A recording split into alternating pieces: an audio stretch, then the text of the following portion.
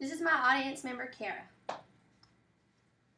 According to ehow.com, how to tie-dye a t-shirt, accessed on November 20th, 2012, tie-dyeing hit the height of popularity in the 1960s and since has moved in and out of fashion. Tie-dyeing is not just a project for younger generations. It's more of a hands-on project that all ages can get involved in. You get to use your creativity, your imagination, and you call the shots on your very own t-shirt. I chose how to demonstrate tie-dye because for me, it's a hobby I enjoy very much, and I hope you do as well. You will need an old t-shirt, newspaper to cover your surface, rubber bands, gloves, paper plates, a Ziploc baggie, paper towels, and a tie-dye kit of your own. The first step to the tie-dyeing process is to prepare your workstation. First, mix your tie-dye. Lay your newspaper out on a flat surface. Third, have paper towels near. That way, if you make a mess, you can clean it up quickly. And make sure you're wearing old clothing. You want to tie-dye your t-shirt and not your Sunday best. The second step is to choose the right fabric. According to Instructables.com, how to tie-dye an old white t-shirt, accessed November 20, 2012, 100% cotton is the best fabric to choose to tie-dye. The dye likes to seep in deep into the fabric, and since it's natural, it sticks. Darmtrain.com Tie-Dye Basics stated on November 20th that if you can't find a 100%, try a 90-10, but stay away from the 50-50 blends because they tend to turn out pale. The third step is to choose your colors. You have the power to decide what colors you want on your own t-shirt.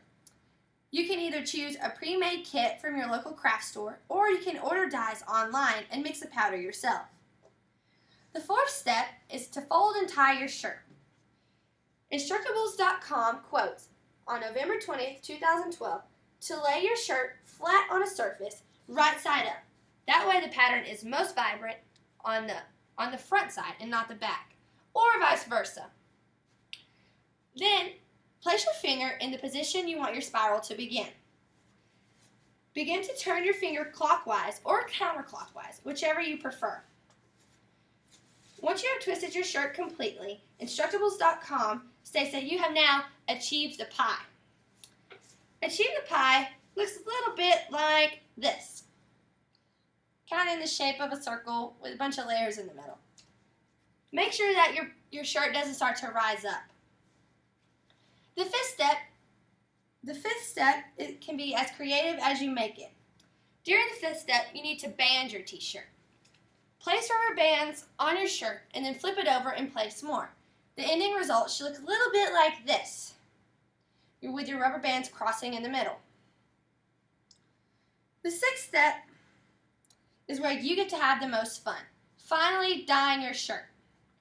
Place your shirt on a paper plate. This way, it's less of a mess to clean up.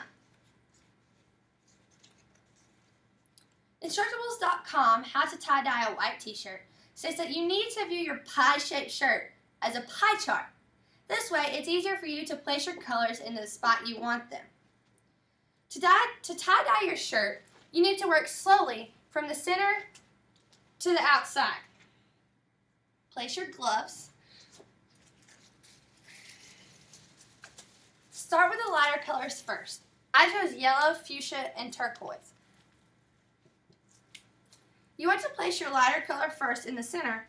That way, when your darker colors go over, it's easier to fix any mistake since the darker color will turn the lighter color into any other color of the rainbow. Start close to the center and leave the bottle close to the shirt. That way you get a more accurate shot of where you want the dye to be. Try not to leave any white spots on the outermost part of your shirt because the white spots within the folds are what will create the spiral effect, all on their own, so you don't have to do any extra work. Once you've done the yellow, start with fuchsia. Start from the middle to the outside. And then turquoise. Again, from the middle, the center, to the outside edges. And make sure you get the outermost part of the shirt on the edge of the shirt. That way you don't have a big white spot stuck on the outside of your shirt.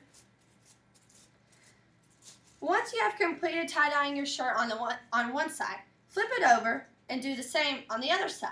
Make sure you match the right dye with the dye on your first side. That way your colors don't turn out brown. So we start with our yellow, move from the outside or the middle to the outside.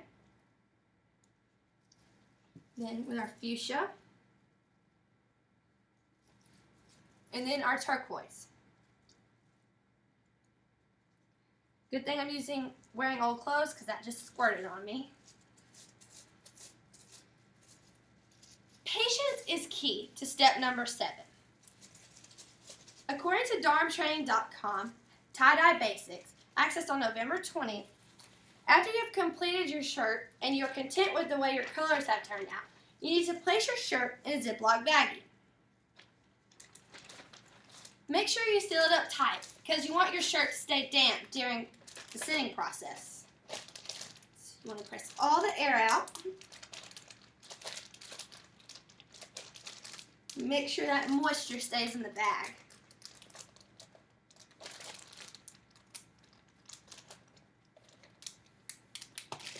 Okay, just look a little bit like this, no air bubbles.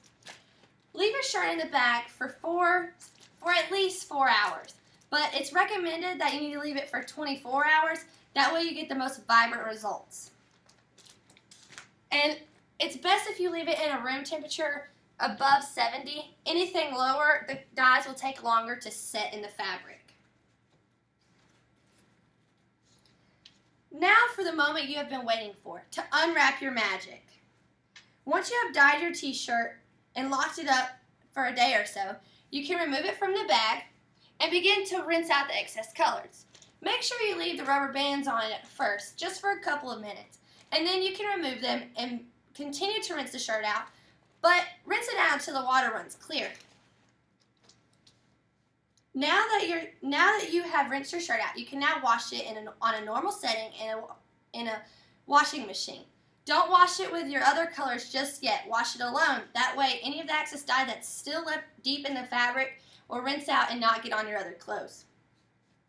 The last and final step has arrived. Now you can hang your shirt up to dry. Once it's completely dry, the results will end up a little bit like this with the spiral effect, just with different colors in this case. You did it! I just demonstrated how you can tie-dye your very own t-shirt. I hope what I've shared with you today, I hope you can take it and use it in your own tie-dyeing experience.